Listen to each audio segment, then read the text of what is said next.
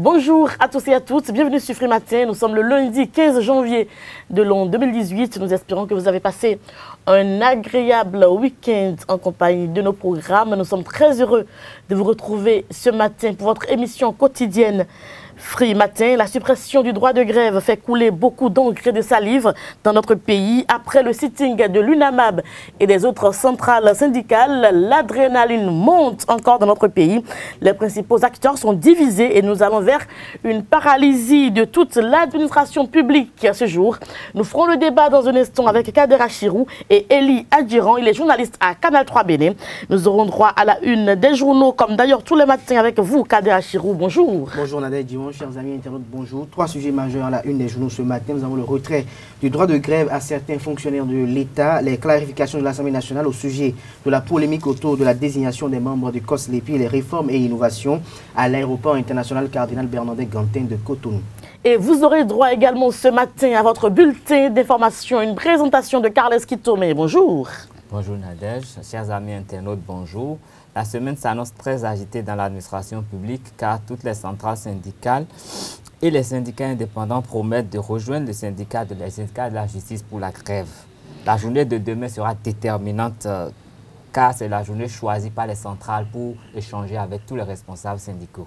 Sport Matin, Larios Adjagbeno nous dira que c'est Ali Yaro qui prend les rênes du comité exécutif de la Fédération béninoise de volleyball pour les 4 prochaines années. Les élections ont eu lieu le samedi dernier. Nous y reviendrons dans un instant. Bonjour, bienvenue à tous. Voici la pub. Papa. Oui, ma fille. Tu sais, je t'ai dit qu'après mon bac, je veux devenir journaliste reporter d'image, non? Papa, tu penses m'inscrire où? Esaü. Esaü, papa. Waouh! Maman, maintenant que j'ai eu le bac, je veux faire les finances et trésors. Tu comptes m'inscrire où? Esaü, beau-fils. Esaü? Oui, maman! Papa, Oui. tu sais qu'après mon bac, je vais être diplomate, non? Et tu comptes m'inscrire dans quelle université? Mais Esaü, naturellement. Esaü? À ESAE, vous êtes formé, bien formé dans les filières comme administration du travail et de la sécurité sociale, administration générale et territoriale, administration des impôts, gestion des marchés publics, planification et développement local, droit et sciences politiques, sciences économiques et de gestion. ESAE, c'est aussi sa télé numérique ESAE TV et son journal L'Informateur. ESAE, c'est à Bedjromede, 3e rue après le carrefour 16 ampoules allant à Jericho. Numéro de téléphone 98 98 14 00 96 80 55 11 90 93 65 21. ESAE, l'excellence a un nom. Matin libre pour démarrer cette une des journaux. Nous démarrons par Matin Libre qui affiche d'ailleurs en manchette ce matin. Paralysie dans plusieurs secteurs, une semaine noire pour la rupture, toujours avec Matin Libre. Positif bilan de la direction générale du port autonome de Cotonou. Pourquoi alors une gestion déléguée? La Nation, réforme et innovation à l'aéroport de Cotonou. L'ANAC pour une aviation civile sûre et moderne. Toujours avec le quotidien national d'information La Nation. Obsèque de Rafiatou Karimou. Les hommages de la Nation à une militante résolue. Nous passons au quotidien Le Grand Matin. Retrait du droit de grève dans certains secteurs de l'administration publique. Pression inutile des syndicats sur le Parlement et la Cour constitutionnelle. Des raisons qui justifient la réforme, la situation en France, en Allemagne et ailleurs en Afrique. Kini, usurpation d'identité. Les arnaqueurs se font passer pour l'honorable Claudine Prudin sur l'événement précis. Décision de la Cour constitutionnelle portant désignation des membres du COSLEPI. Le Parlement met fin aux intoxications. Choubadé démonte les allégations contre Adrien Rungweji. Toujours avec l'événement précis, suite à la saisie d'une importante quantité de faux médicaments, le procès à Tao démarre le 23 janvier prochain. Le député et son épouse activement recherchés. Les pharaons, accès à des soins de qualité, l'exercice en clientèle privée des professions médicales autorisées. Toujours avec le quotidien Les Pharaons, présentation de vœux de la coalition Bénin en route. Jean-Baptiste Onguin invite les acteurs sociaux à l'apaisement. Fraternité, décision DCC 17-262 de la Cour constitutionnelle, dossier COSLEPI, les mises au point de Maître Adrien Rungweji à découvrir dans les colonnes du journal à travers un communiqué du Parlement. Nord-Sud quotidien, port autonome de Cotonou, le personnel se fixe de grands défis pour 2018. L'Informateur, Retrait du droit de grève à certains travailleurs, des critiques dans l'opinion.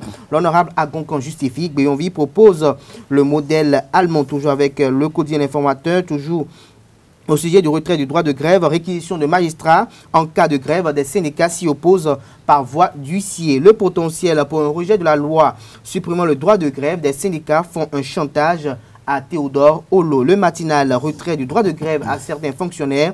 Jacques Migan renvoie la Cour à sa jurisprudence. Toujours, nous passons au quotidien Le Matin.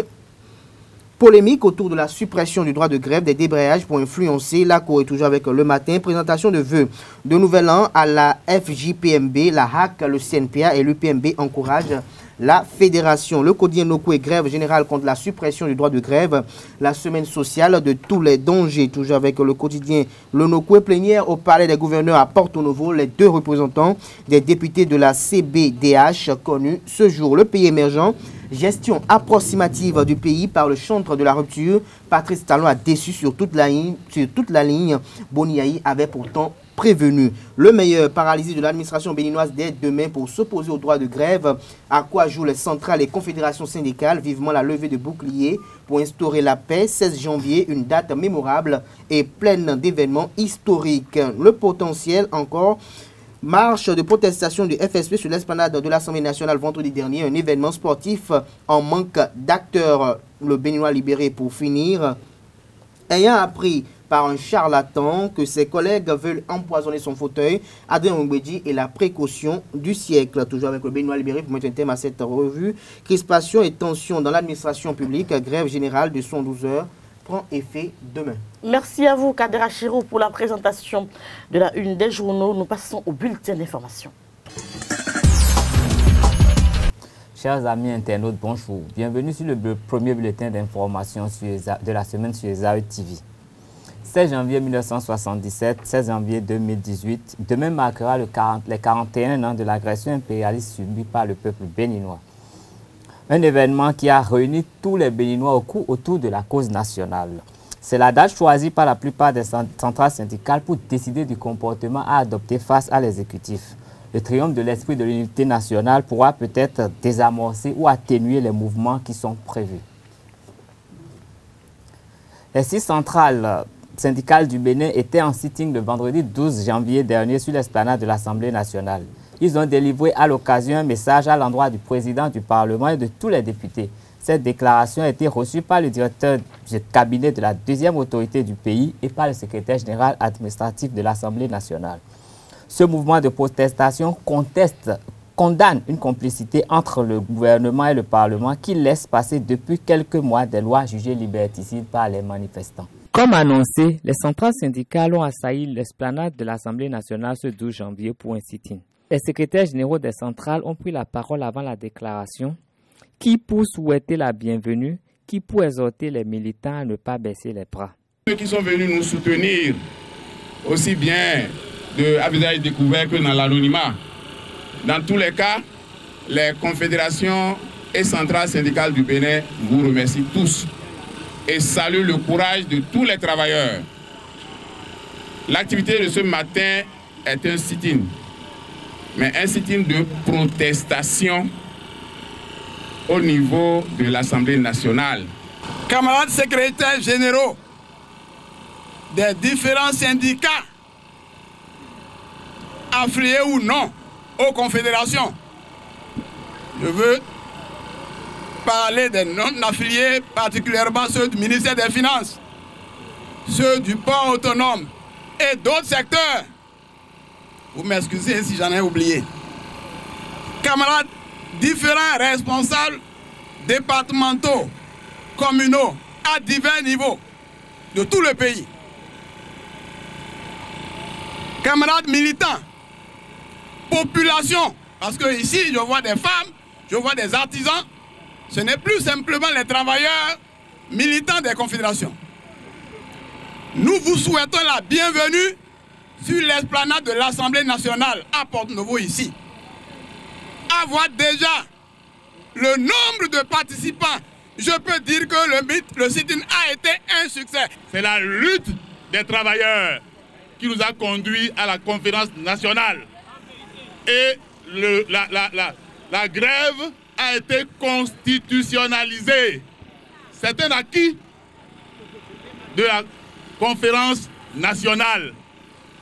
90, 2018, ça fait 90, 2018, ça fait combien d'années? 28 ans après, est-ce qu'on est prêt à retourner en arrière? Les directeurs de cabinet, le secrétaire général administratif de l'Assemblée nationale ont reçu la déclaration des syndicalistes au nom du président Adrien Humbedi. Nous n'avons pas de déclaration à faire suite à la lecture de votre déclaration. Je vais simplement vous dire que le président de l'Assemblée nationale a instruit son directeur de cabinet et le secrétaire général administratif de l'Assemblée nationale à vous recevoir, à recevoir votre motion. Les militants mobilisés et engagés ont donné de la voix jusqu'à la fin de ce sit-in qui annonce des grèves dans tous les secteurs pour la semaine prochaine. Suivez les points de revendication des centrales syndicales lus par Ansem Amoussou, leur porte-parole et secrétaire général de la centrale des syndicats autonomes du Bénin. Nous venons jouer notre partition à travers ce sit-in et la présente déclaration en protestant vigoureusement contre 1. Le refus à peine voilé du Parlement que vous dirigez de contrôler réellement l'action du gouvernement à cause de votre allégeance personnelle au président de la République, allégeance dont la rapidité de contagion et l'effet dévastateur sont perceptibles au sein de l'institution parlementaire. 2. Le vote mécanique des lois scélérates, enlaidissant tous les compartiments de notre droit positif. 3. La dérégulation du droit social de notre pays par des propositions de loi adoptées avec une monstrueuse célérité, mettant en coupe sombre notre administration publique et transformant les ressources humaines dans le secteur privé en une vulgaire marchandise. 4 plutôt. La démolition progressive et programmée d'un des leviers essentiels de la vivacité de notre démocratie par le récent retrait du droit de grève à certaines catégories d'agents publics au mépris de la lettre et de l'esprit de l'article 31 de notre Constitution et des engagements internationaux souscrits par notre pays. 5. Le silence coupable de la représentation nationale face aux dérives et autres actes attentatoires aux libertés en général et aux libertés syndicales en particulier par le pouvoir exécutif. Cette liste n'est pas exhaustive, Monsieur le Président. L'absence de réaction de l'Assemblée nationale face au retard de l'installation du COSLEPI fait polémique. Certains observateurs accusent le Parlement de créer un dilatoire en faisant durer le suspense sur la désignation de ses membres au sein de la COSLEPI. Depuis le 12 décembre 2017, la Cour constitutionnelle a enjoint le Parlement de désigner ses membres au sein du comité d'orientation et de supervision de la liste électorale permanente indépendante. Au plus tard, le 21 décembre 2017, à travers la décision DCC 17-268. Cela aurait permis l'installation de la COSLEPI pour le 29 décembre 2017. Mais à ce jour, le Parlement n'a pas satisfait à cette requête, une situation qui agite la classe politique béninoise. Bientôt, une voie ferrée va relier la Tanzanie et le Rwanda. Dar es Salaam, la capitale tanzanienne, qui donne un accès à l'océan Indien, et Kigali seront reliés par une voie ferrée. Un ouvrage dont la Constitution démarre cette année et qui vise à favoriser les échanges commerciaux entre les deux pays. Nous nous sommes mis d'accord pour construire le plus tôt possible un chemin de fer reliant Isaka, le nord de la Tanzanie, à Kigali, la capitale rwandaise, un pays enclavé de l'Afrique de l'Est, qui n'a pas de voie ferrée et qui n'a pas d'accès non plus à la mer, a déclaré John Magufuli, le président tanzanien, lors du point de presse à Dar es Salaam, à l'issue d'une rencontre entre lui et son homologue rwandais Paul Kagame. La présidente libérienne Ellen Johnson Sirleaf est exclue de son parti pour violation de la Constitution. Le parti de l'unité l'accuse de n'avoir pas soutenu son candidat, le vice-président Joseph Boakai, lors du second tour de la présidentielle. Elle aurait été vue en train de faire campagne pour son rival, la star internationale de football George Weah, qui a finalement remporté ce scrutin. Ce sera tout pour ce bulletin d'information. Merci pour votre fidélité à Rezari TV. Merci à vous, Carles Kitoumem, pour la présentation du bulletin d'information. Nous allons passer à Sport Matin. Nous allons recevoir Larios Adjagbeno qui nous donnera quelques informations sportives. Sport Matin sur Free Matin. Bonjour Larios Adjagbeno. Bonjour Nadège. Nous parlons taekwondo. Les championnats nationaux cadets, juniors et seniors édition 2017 ont démarré et se sont achevés samedi dernier au Hall des Arts, Loisirs et Sports de Cotonou. Un étudiant de l'École supérieure d'administration, d'économie, de journalisme et des métiers d'audiovisuel a brillé au cours de ces championnats. Nous en parlons. Bonjour chers amis internautes. Parmi les 14 champions du Bénin 2017, toutes catégories confondues, figure Saadat Boni Biao, étudiant en première année à l'USAE. Le pensionnaire du club TKDS de Porte-Novo a remporté le titre dans la catégorie senior des moins de 58 kg devant Massa Asoukofi et Hassan Soulé. Les habitués ont également répondu présents à ces championnats. Romaric Kiki, capitaine de l'équipe nationale, a gagné une énième médaille d'or le jour de son anniversaire devant son coéquipier Rodrigue Sewade dans la catégorie des plus de 80 kg. Sa sœur Deogracias Kiki a quant à elle conservé son titre en plus de 67 kg. Suivez les impressions de Saadat Boni et du président de la Fédération béninoise de taekwondo, le général François Kouyami. L'impression, c'est que je suis très fier de moi. J'ai constaté que j'ai plus évolué depuis ma dernière compétition. J'ai vu qu'il n'était pas mal. Mais bon, moi, je suis un athlète international. J'ai déjà l'habitude de sortir. Et bon, j'ai joué un peu. J'ai joué plus sur mon expérience parce que je les connais un peu. Donc, je savais que si je les rencontrais là, j'allais gagner. Ça, c'est clair. Nous sommes à la fin. Je pense que tout le monde est content. Et ce serait pour prendre un nouveau départ. Comment vous avez trouvé le niveau de vos athlètes? Bon, ils ont leur niveau. Hein, je ne peux pas apprécier, mais je sais qu'ils ne sont pas si mal et que sur le plan continental, ils ont une certaine valeur. Nous pouvons compter sur eux. Il y a eu des révélations ce soir? Oui, je crois. C'est les techniciens qui vont le dire mieux que moi. Mais je pense que ceux qui sont arrivés sont venus pour se mettre à l'épreuve. La bonne volonté, et je pense qu'ils promettent de continuer pour que d'ici la fin de l'année, nous ayons de meilleurs résultats. Handball, à présent, nous parlons de la sélection de la Ligue du Sud de handball, pardon. Oui, Nadège, après le nul concédé à l'aller, la sélection nationale du Nigeria de handball en stage de préparation à Cotonou a battu la Ligue du Sud du Bénin par le score de 37-20 au Palais des Sports du stade général Mathieu Kérékou de Cotonou. Réaction des présidents des deux fédérations béninoises et nigérianes à la fin de la rencontre. Nous sommes contents que la fédération nigériane ait choisi le Bénin, pas pour s'entraîner, ils se sont déjà entraînés, mais ait choisi le Bénin pour préparer son départ sur le Gabon.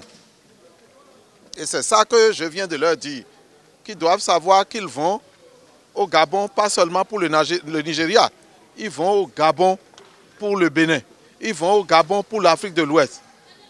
Et je prie Dieu pour qu'ils reviennent de Gabon avec un bon résultat. Nigerian Federation and all the players from Nigeria, we would just like to say thank you so much to the Beninois Federation. You people have been wonderful. The reception we've gotten so far in Benin, I mean, everybody can attest to it. It's been great. I think Bucho has been very, very wonderful. And, you know, in all the preparation, helping us to set everything up, helping us to get the people that will feed us, the hotels and everything, the logistics, and I mean, it's been very great. And the Beninois Federation, I think he did everything with the support of the Beninois Federation. So we are so, so grateful. And I promise you that this is just the beginning of many good things to come. The Beninois are invited to Nigeria anytime they want to come. I mean, our borders are open, our gates are open. If I want to say it this way, we will retaliate with love. So, like you rightly said, we are representing West Africa in Gabon, and we promise to make you proud. We promise that by the time we are coming back, everybody in West Africa will be proud of the participation of Nigeria. We will not disappoint. Volleyball pour terminer, c'est Ali Yaro qui prend les rênes du comité exécutif donc, de la Fédération béninoise de volleyball pour les 4 prochaines années. L'Assemblée générale élective a donc eu lieu ce week-end. Unique candidat à la présidence, Ali Yaro a été plébiscité à la tête de la fédération avec les 16 autres membres de sa liste. Il a recueilli 100 voix sur les 300 délégués votants. Ali Yaro succède ainsi à Didier Akplogan après avoir occupé les postes de secrétaire général et de 3e vice-président dans les bureaux précédents. Pour finir Sport Matin de ce jour, la 5e édition du championnat d'Afrique des Nations CHAN a démarré le samedi 13 janvier dernier. En match d'ouverture, le Maroc, pays hôte, a battu la Mauritanie par le score de 4-0. Dans l'autre match du groupe A, le Soudan a dominé la Guinée-Conakry 2-1 hier dimanche. Dans le groupe B, toujours ce dimanche, la Côte d'Ivoire a raté son entrée en compétition. Elle a perdu 0 but contre 1 face à la Namibie.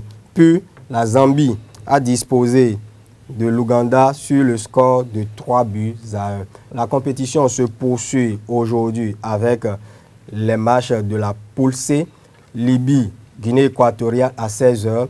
Et Nigeria-Rwanda à 19h30. Merci à vous, Larios Adjagbeno. Le moins qu'on puisse dire, c'est que le week-end a été plutôt riche en actualités sportives.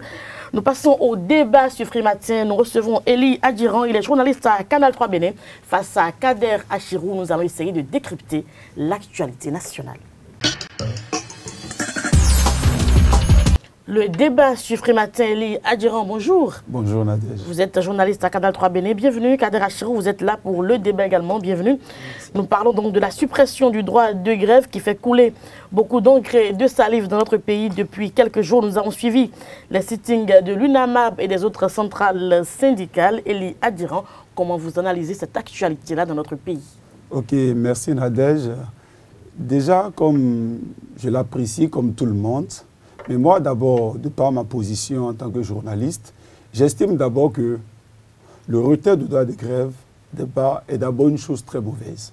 Je l'apprécie en ces termes de façon brute. En l'état, pourquoi? Parce que depuis toujours, depuis le temps de Mathusalem, déjà même depuis la guerre des classes, la grève a été toujours le moyen le plus utilisé par la plupart des gens pour revendiquer leurs droits et exprimer leurs opinions face à toute action. Mais déjà, je suis très peiné de constater qu'aujourd'hui, les gens essaient donc de pouvoir changer la posture, de déconfigurer la chose en changeant d'abord le statut des magistrats et en y mettant plus tard le retrait de grève. J'estime que c'est d'abord mauvais. Et déjà, les personnes, la cible la plus recherchée, elle est d'abord même, elle n'est pas la bienvenue. Parce que d'abord, les magistrats aujourd'hui sont déjà des personnes qui connaissent d'abord les textes de loi, qui les apprécient aisément et déjà pourront véritablement revendiquer toujours pour essayer donc de rejeter en réalité cette position déjà développée par les honorables députés au sein de notre pays. Kader Achirou, nous avons suivi le discours du président Adrien Roubedi qui a dit que c'est avec beaucoup de pincement au cœur qui sont passés, donc les députés sont passés à ce vote-là. Vous pensez que les magistrats vont se laisser faire? Les magistrats ne vont pas se laisser faire et nous assistons à un véritable bras de fer déjà. Il y a déjà eu des réquisitions par le garde des Sceaux. Les magistrats sont opposés à ne pas avoir d'huissier de justice. Nous allons assister toute la semaine à venir, la semaine dans laquelle nous sommes aujourd'hui, à un véritable bras de fer à travers des thèmes juridiques comme des réponses du berger à la BGR. C'est assez déplorable pour l'instant. Mais ce qu'il urge de dire, sans se tromper, c'est qu'en 2011 déjà, un test similaire avait déjà été introduit au Parlement par Rachid Badamansi et André Okoulala, qui à l'époque avait quand même contribué de façon, est-ce que je pourrais dire peut-être holistique, quand même à supprimer le droit de grève aux douaniers à l'époque. Dans le même temps, la même chose devait être faite pour les magistrats, les personnes de la santé. Mais ce qui frustre en fait les différents acteurs sociaux aujourd'hui, c'est qu'à l'époque, les dirigeants actuels avait marché à leur côté et avait estimé que le retrait de droit de grève au personnel judiciaire, aux acteurs de la santé et bien d'autres serait quand même antidémocratique, serait quand même inscrit dans une dynamique de pouvoir faire taire les uns les autres. Parce que, qu'ils vous souviennent, à l'époque, on avait ôté le droit de grève aux douaniers. C'était au moment où les douaniers étaient devenus beaucoup plus tonitruants et on ne distinguait plus le douanier aux politiques. Aujourd'hui, on veut aussi également essayer de supprimer ce droit de grève parce qu'il est quand même inévitable de pouvoir comprendre qu'on n'arrive plus aujourd'hui à distinguer le magistrat qui revendique des choses et le magistrat qui est politique peut-être ou bien qui pour de rien de tout va en grève. Et il faut quand même préciser aujourd'hui que la grève dans laquelle s'inscrit aujourd'hui la logique de l'UNAMAB et bien d'autres, au-delà de l'inventaire qu'a fourni les différents honorables députés le week-end dernier, les députés issus du bloc de la majorité parlementaire, ils parlent de l'amélioration des conditions de vie des magistrats. Je pense que le problème qui se pose aujourd'hui, ce n'est pas le problème d'amélioration des conditions de vie, mais le problème d'autonomisation de la justice. On veut une justice beaucoup plus autonome, on veut une justice qui ne sera pas subalternée, on veut une justice qui ne sera pas inscrite dans une dynamique de pouvoir avoir de conflit avec le pouvoir de l'État, avec le pouvoir de l'exécutif. C'est c'est le combat dans lequel c'est dans cette logique que s'inscrit l'UNAMAB aujourd'hui à travers les différentes grèves. Alors, à quoi allons-nous assister aujourd'hui? Déjà, dès demain, nous avons le secteur portuaire qui va en grève, nous avons la santé, nous avons la justice, nous avons l'enseignement supérieur qui va en grève. Eh bien, certains primaires, je pense qu'il est quand même d'une halte. Et je pense que la grève, au-delà de tout, je vais en finir mes propos pour vous dire que ça constitue quand même le pilier assez fondamental qui permet à un gouvernement de pouvoir montrer ou de pouvoir prouver sa capacité ou ses aptitudes de négociation. Tant qu'il n'y a pas grève, et il faut reconnaître quand même, comme l'a dit mon vis-à-vis, les meilleures luttes ont été remportées à l'issue de grandes grèves. Alors, Elia Diron, pourquoi en est-on finalement arrivé là? Est-ce que ce n'est pas parce que les travailleurs aussi abusent du droit de grève dans notre pays? J'en suis conscient. En toute chose, dans la lutte, quand on parle d'abord même de lutte, c'est déjà tout moyen que l'on peut exhiber pour parvenir au succès, à la victoire. Je suis entièrement d'accord que dans notre pays, dans toute corporation, beaucoup de syndicats, etc. à tous les niveaux, exagèrent à des moments donnés, surtout dans le secteur de la santé. Vous n'êtes pas sans savoir, c'est vrai qu'on n'a pas des statistiques précises pour apprécier donc déjà la gravité donc de la situation. Mais déjà, je suis conscient que déjà, il y a certaines exagérations. Mais on peut bel et bien trouver même d'autres canaux, ou même d'autres verrous pour réglementer le système, déjà dans la revendication, dans les négociations. Mais aller jusqu'à ôter le droit de grève, j'estime déjà pour ma part que c'est trop poussé. Et déjà, si vous suivez même déjà les propos donc, du président Adjaka, il a été très clair. Et aujourd'hui, j'estime que même les honorables députés, après ce vote, sont en ballottage. Ils sont confus. Ils ont pris la peine de faire une introspection pour essayer de mieux apprécier la situation. C'est vrai qu'ils ne peuvent plus véritablement exprimer leur désolation pour dire, après l'avoir voté, nous voulons quand même le retirer à nouveau. Mais j'estime qu'à suivre déjà certains honorables députés, en l'occurrence l'honorable Agonkan, qui déjà même de par ses propos, il a été très clair. C'est vrai que lui-même il fait partie des anciens responsables d'étudiants, il avait également mené des luttes, etc. Mais pour ma part, j'estime qu'aujourd'hui, que même au-delà de la gravité, de l'exagération qu'on peut quand même constater chez donc les manifestants dans différentes corporations pour les droits de grève, on pourrait peut-être leur trouver autre verrou. Moi, si je passe par ce canal pour donner une invite en fait, pour dire au-delà de la réglementation qu'on pourrait trouver pour essayer donc de réguler le système, qu'on essaie de pouvoir revoir le système et qu'on leur trouve peut-être autre moyen de négociation que de leur retirer entièrement le droit de grève. Cherma Aki pour ma part. Je vais compléter, je dirais quand même que ce retrait du droit de grève dénote de l'acoquinage, peut-être de l'acquaintance entre les parlementaires membres du bloc de la majorité parlementaire et l'exécutif, ce qui est quand même tout à fait légal et légitime quand même dans un régime présidentiel où la boussole morale du régime est quand même d'obtenir quand même une majorité au niveau du Parlement pour pouvoir faire passer quand même ces réformes comme une lettre à la poste. C'est le cas, c'est pareil en France, ce n'est pas le Bénin peut-être qui va peut-être introniser les choses et faire l'exception, mais ce qui quand même gêne et offusque les uns et les autres, même les députés de l'Assemblée nationale, c'est qu'il y en a au sein du bloc pour la majorité parlementaire qui, au-delà de tout, ne veulent même plus venir à l'Assemblée nationale pour assister au débat, pour essayer de décrypter au moins ce qui leur est présenté. On reste à la maison, on envoie des procurations et on fait voter parce qu'on estime que tout ce qui vient du régime en place est quand même quelque chose à faire, qu'il faut faire passer comme une lettre à la poste. Et au-delà de cela, ce qui est encore frustrant, et comme je le dis, ce qui se fait aujourd'hui,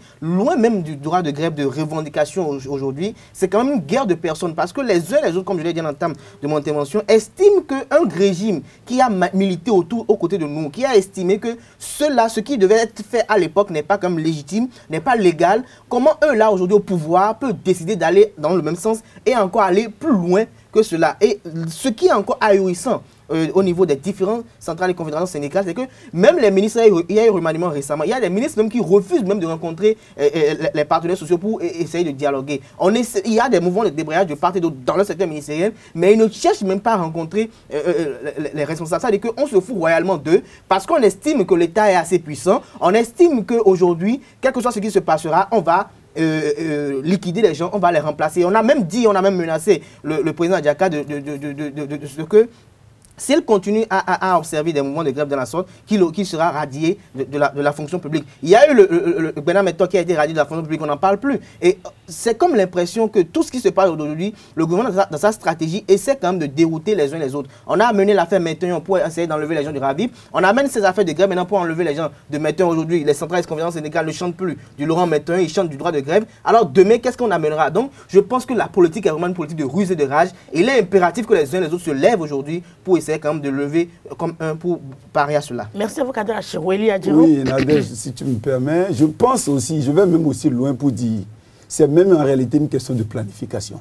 Si vous observez un peu la chaîne, on est d'abord parti des étudiants, à qui on a d'abord interdit les grèves.